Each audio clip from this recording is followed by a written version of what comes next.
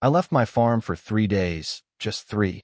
Drove up to what I thought was a routine growers meeting, shook some hands, talked about yields, export contracts, the usual boring stuff that actually pays the bills, and when I came back, there was a full-blown mud racing track carved straight through my land.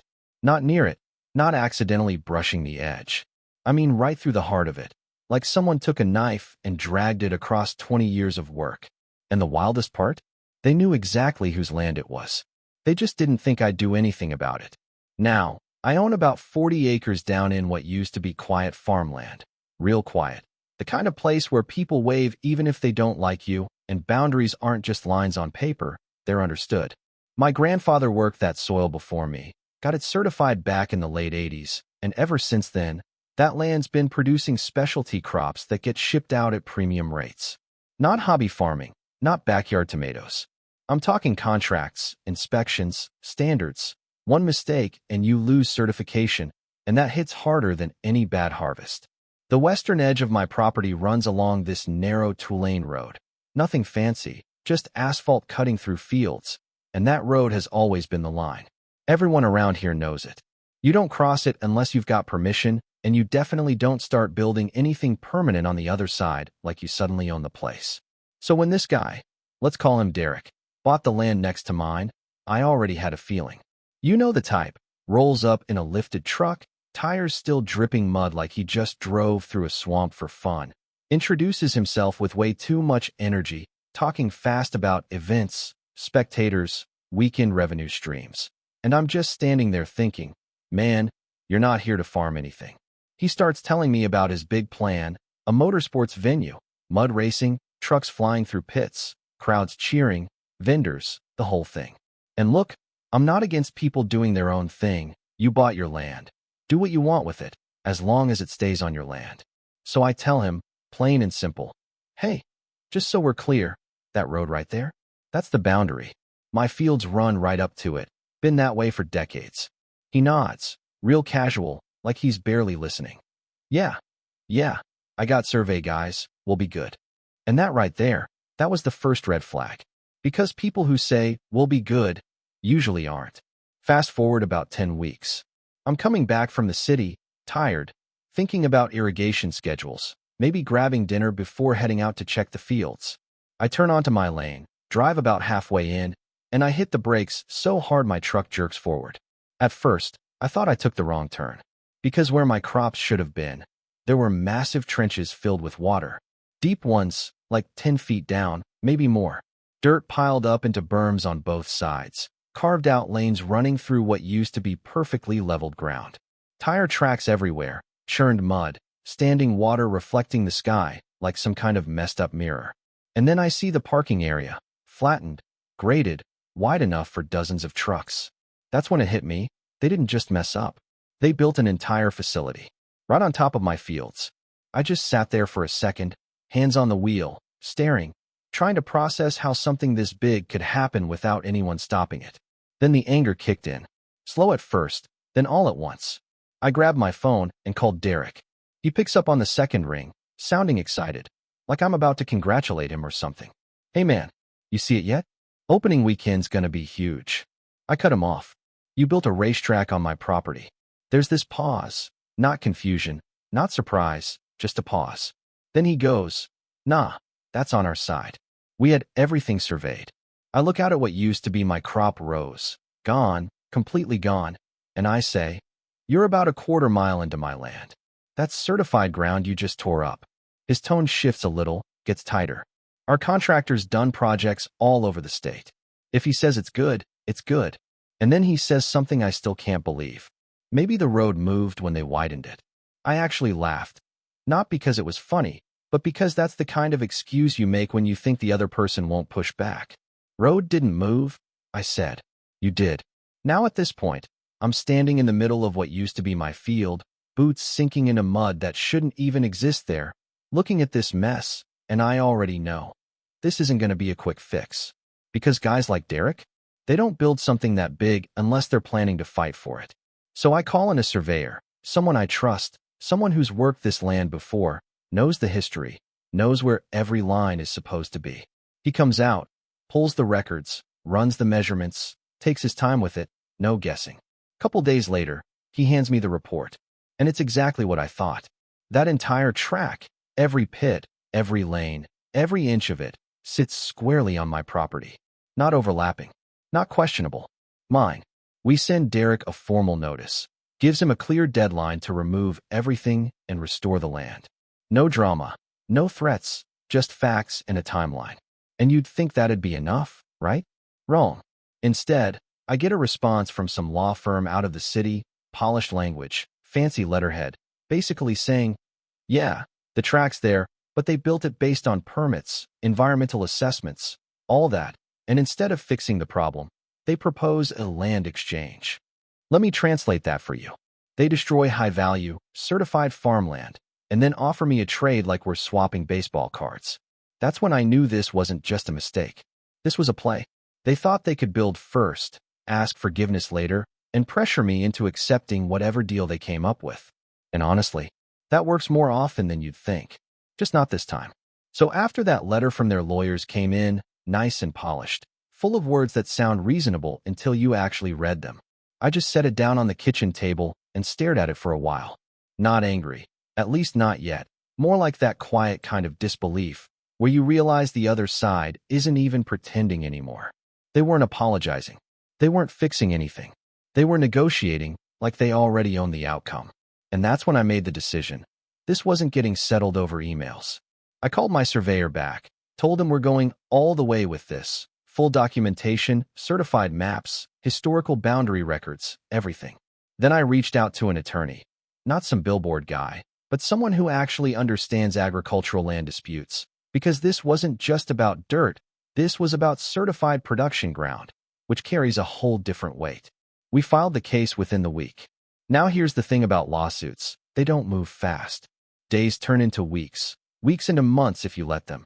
And during that time, you'd think maybe Derek would slow things down, right? Maybe shut the track until things get sorted out? Nope. He doubled down. Every weekend, I could hear it from my property. Engines revving, crowds cheering, trucks slamming through mud pits that shouldn't even exist. It was like he was trying to prove a point, like the louder he made it, the more real it became. And I'll be honest, that part got under my skin more than anything else. Because it wasn't just about the land anymore. It was the disrespect.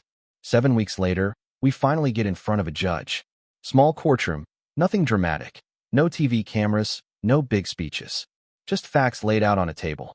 My attorney presents the survey data, the certification records, the before and after photos, clean rows of crops on one side. Then this chaotic mess of mud pits and berms on the other. Derek's side tries to lean on permits, environmental reports, contractor experience, all the things that sound official but don't actually answer the core question. Whose land is it? And the judge, older guy, doesn't waste time. He flips through the documents, looks at the maps, then just leans back and says something I'll never forget. The boundary is not ambiguous. That was it. That was the moment. Because everything Derek was building his defense on, gone in one sentence. The judge continues, says the track is clearly on my property, not partially, not disputed entirely. Then he lays it out real simple. 15 days. 15 days to remove the entire structure, fill in the pits, restore the land to its original condition. And if that didn't happen, I'd have full legal authority to do it myself and bill them for every dollar. Now when we walked out of that courtroom, I felt something shift. Not relief. Not yet. More like control finally coming back into my hands. Because up until that point, it felt like I was reacting. Now, I had a clock, and so did they. Day 1 passed, nothing.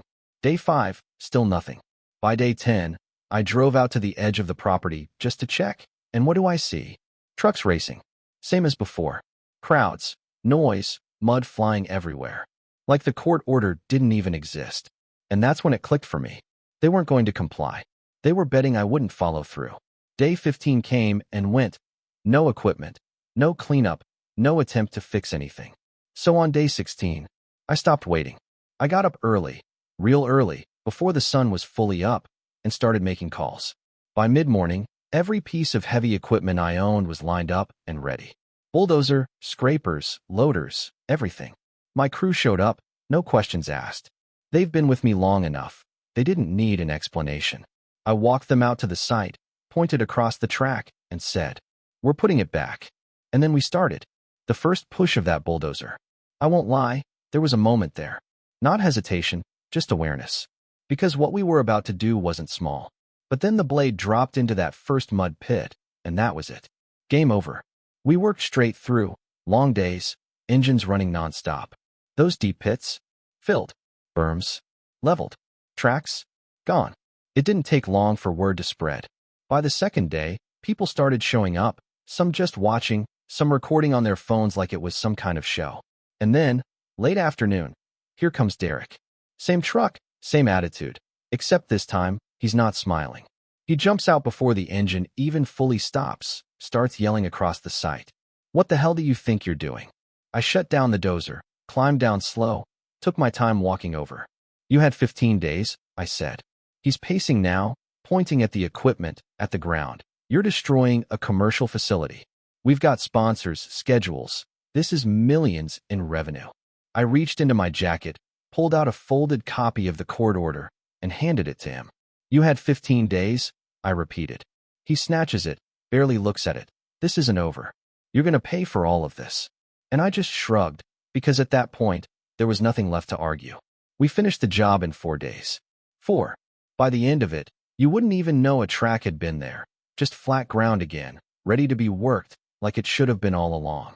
Now, sure enough, a couple weeks later, I get served. They're suing me, claiming I destroyed their property, cost them business, disrupted contracts, the whole list. And honestly, I expected it. Because people who ignore a court order once, they usually don't stop there. But this time, the case didn't drag. Didn't need to. The judge already made the key ruling. The land was mine.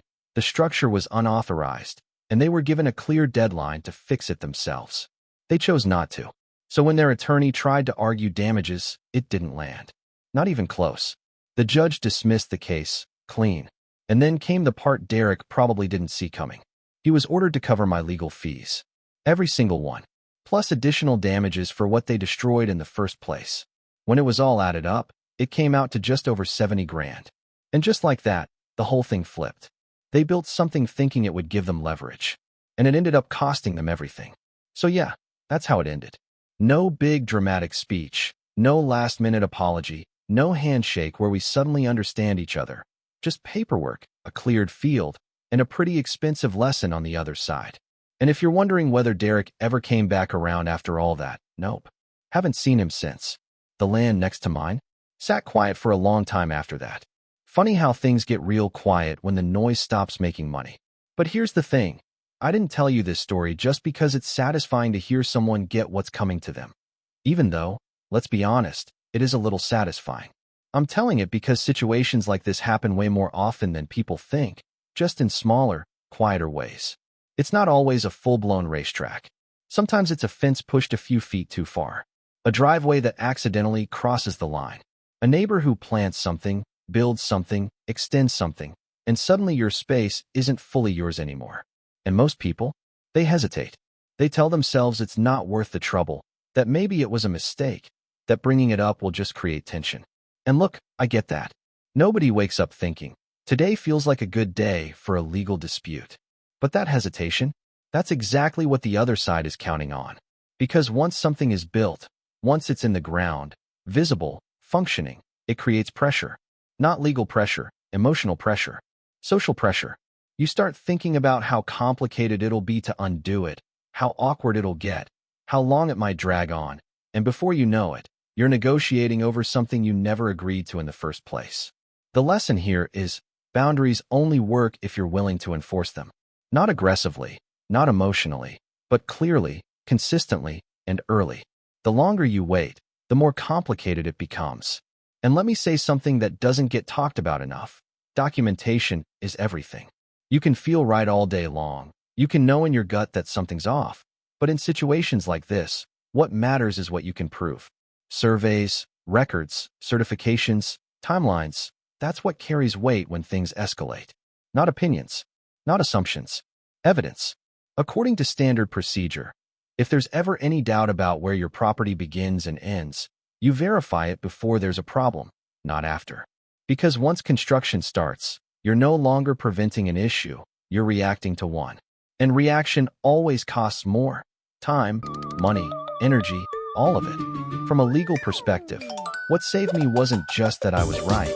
It was that I acted within the system. I documented everything. I gave notice. I followed the timeline. And when the ruling came down, I didn't go beyond it. I executed exactly what I was authorized to do. That matters. Because the moment you step outside that line, even if you're justified, you risk flipping the situation against yourself. And there's another layer to this too, something a little less obvious. This is a psychological trap, not just for the person doing the building, but for the person affected by it. You start second-guessing yourself, wondering if you're overreacting, if maybe it's not as big a deal as it feels. That doubt, that's where people lose ground, literally and figuratively. But here's the reality. Respect isn't automatic. It's established. And sometimes, the only way to establish it is by not backing down when it matters. Now, I'm not saying every situation needs to go as far as mine did. Most don't. In fact, if things are handled early, they rarely escalate to that level. A conversation, a clear boundary, maybe a formal notice, that's usually enough. But if it's not, then you have to decide what your line actually means. Because a boundary that isn't enforced isn't really a boundary. It's just a suggestion. And people will treat it exactly that way. So if you take anything from this story, let it be this. Pay attention early, document everything, and don't let someone else's confidence convince you to ignore your own facts. Just because someone acts like they're right doesn't mean they are. And if you've ever dealt with something like this, a neighbor crossing the line, someone building where they shouldn't, or even just pushing limits to see what they can get away with, I'd be curious to hear how you handled it. Did you shut it down early? Or did it turn into something bigger? Drop it in the comments. Because trust me, these stories, they're a lot more common than people think.